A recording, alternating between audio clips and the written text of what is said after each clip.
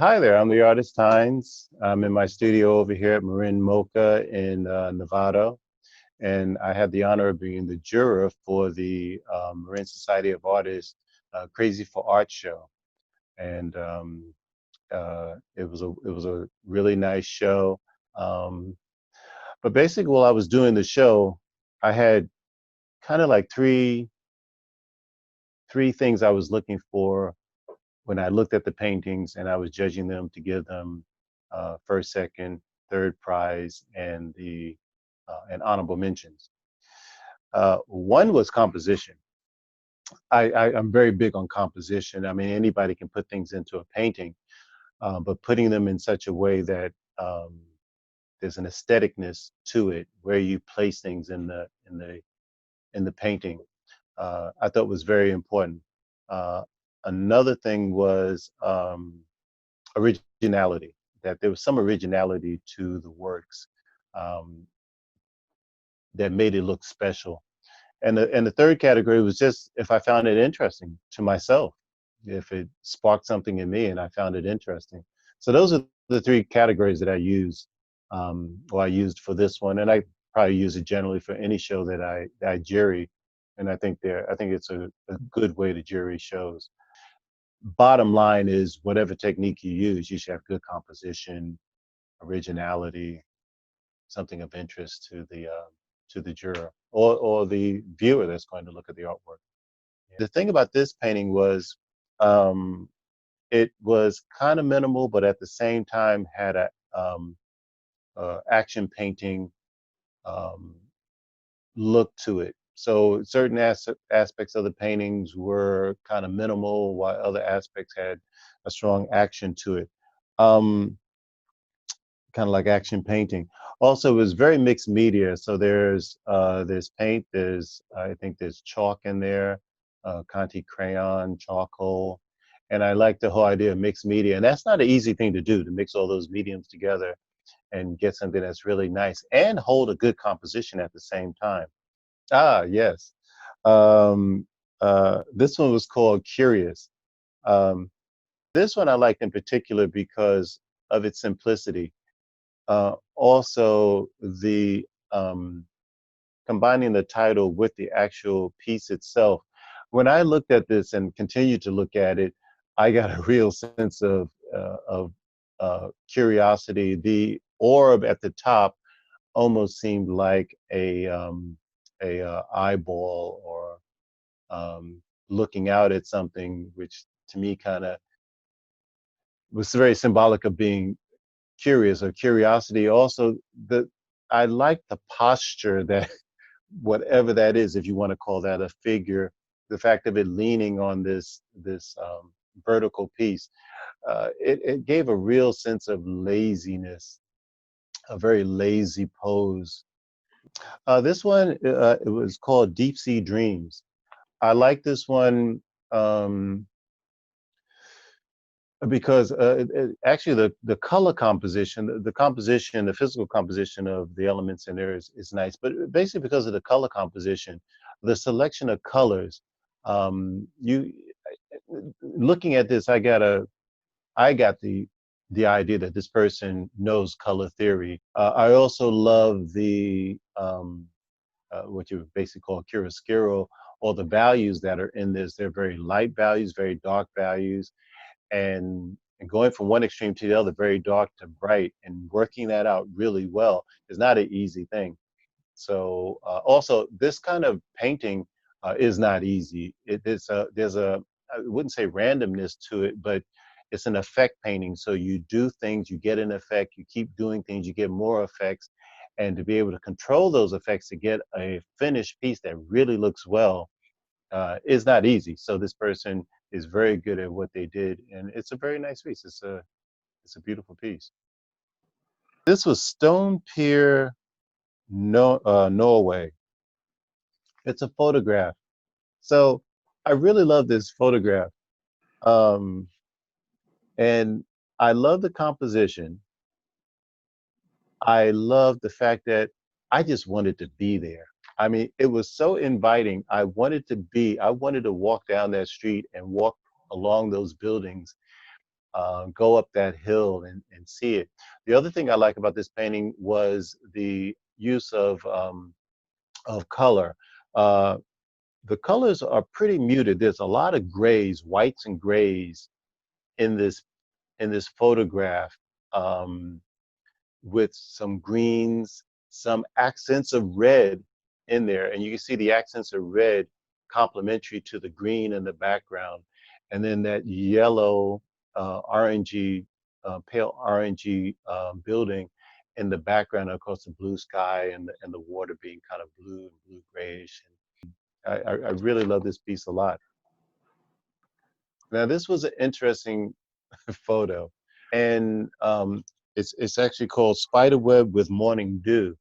So you start to see the morning dew, the little droplets of water actually on the web itself. The other thing I liked about this was the little small circles of diffuse light throughout it is very abstract. This is a photo of obviously a web against the background of a forest, but it actually works very well as an abstract. So you have these lights in the background with these vertical columns, kind of on the left. And it shifts from very dark on the left or high contrast on the left and slowly gets a little bit less contrast as it goes towards the right.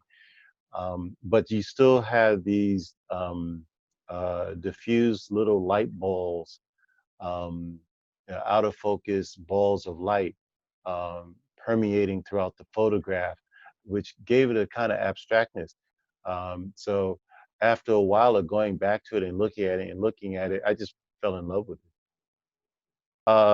it. It still makes me laugh every time I look at this. This is the third, what I gave a third prize to. Um, the title of the painting is "You Talking to Me." So I'm a movie lover, and "You Talking to Me" is a famous line from a famous movie. But beyond that, because one of my categories was it had to be interesting, and every time I looked at this, it made me giggle, and that's that's not easy to do in a painting. I mean, you have to have something of interest there. You have to have something that's, for some reason or another, just makes it comical. And this this rooster just looking out at me with that look on his face, um, I could just literally see him saying, "You're looking at me," and and then the background is enough to keep the focus on the foreground and this rooster, keeping it, the subject matter, um, in the foreground. I love the highlight on the side of the rooster's face, which kind of brings attention to the rooster's face from, bringing it forward from the background, and then you see those eyes and that beak. Um, so I just thought that was just a wonderful piece. So this I gave second prize to, and the thing about it is this is actually kind of a triptych. It's actually three paintings, three canvases, each 24 by 24 inches. And there's a wonderful abstract element to it, but also the color composition is really nice. It's a simple color composition with grays and blacks, but also these very vivid blues and then these vivid reds. And you can overdo this very easy. And I thought that it was done in a very reserved fashion that created a wonderful composition. And the thing was, I questioned, can I move from left all the way to right and still find the painting interesting? And as I could smoothly, I would almost stay on one section and move to the next section, still having fun, move to the next section, still having fun, stand back and still look at all three, and it was still a good painting and a fun painting. The linear quality of the black lines in the background, um, I thought added to everything. But basically, the color composition in this was really nice. The highlights of red, keeping to a certain value and color scheme. It was a painting that I thought I'd like to see that on the wall and actually be there to actually look at it. So that was why I gave that the second prize. Um, I I gave this first prize. So one of the main reasons why I love this photo so much was composition, because you have the two main elements, the two little girls there. You have the large girl on one side, the little girl on the other side, um, and they are spaced really nicely because their hands um, are in almost close to the center while they are kind of off center. Now that's really nice. The compositional element of this painting has to do with some really great diagonals. You have the diagonal of the floor on the bottom, the beam on the bottom, um, then the diagonals created by the fact of the different heights of the girls. Then you have these very strong diagonals that are created by the door in the background, the bottom of the door, the squares that are in the door that actually connect up to diagonals of the shelf that's behind there. And then the diagonal of the step that the girl on the left is on. I'm just a big lover of composition, particularly in Renaissance and Baroque painting. So when I looked at this, it could have been any other subject matter. It didn't have to be two little black girls. It could have been any subject matter. The fact that the composition was just so strong with these really nice, incredible diagonals. It also has a color composition that's really nice. All the colors are kind of muted, with the exception of that strong orange that's in the things that the girls are holding, or the red that's in the girl's dress. Everything else is very diffuse, and it becomes more of um, a thing about not intense color, but about value. So that was the reason for picking that one. It was wonderful to see all the paintings again, because I really I enjoyed the process, and I enjoyed looking at the paintings, and I love looking at paintings, and you know that's my livelihood is art and art history and paintings. So yeah, so this is my studio at Marin Mocha. This is actually the painting I'm working on right now. This is actually a phase called the dead color phase, where over the burnt sienna underpainting, I come in with Payne's gray and white and actually build up all the values in a monochromatic fashion in grays, darks and blacks and grays. So trying to hurry up and get that done by the end of the month. Um, and this is just my kind of abstract wall. I've been here, this is my third year being here at Marin Mocha. These are some paintings I have on my wall, my bookshelf, some of my large narrative paintings there. This wall I had actually, uh, this is a Monet that I made a copy of a Monet. Then over here, let me see if I can even do this. This is a Van Gogh copy. I did these for my students, just kind of master's copies, so they can kind of see that. Um, then on this wall, I have some of my smaller works and larger works. These are my foot paintings.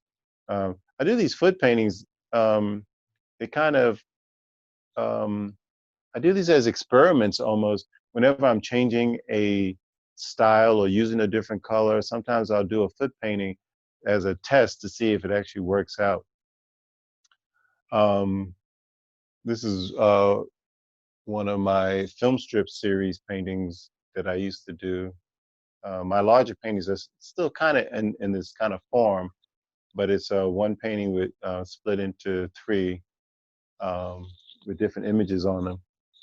This is an interesting painting here.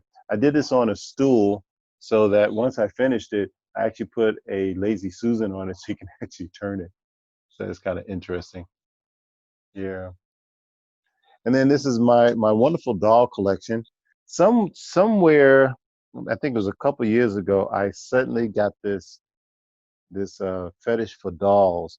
I think this was the first doll I purchased at an antique shop, and there's something symbolic about them. So I just started collecting them. I tend to like the really old ones that are the not ceramic but the hard plastic ones, and they're kind of hard to find. And now people actually give me some of their old dolls.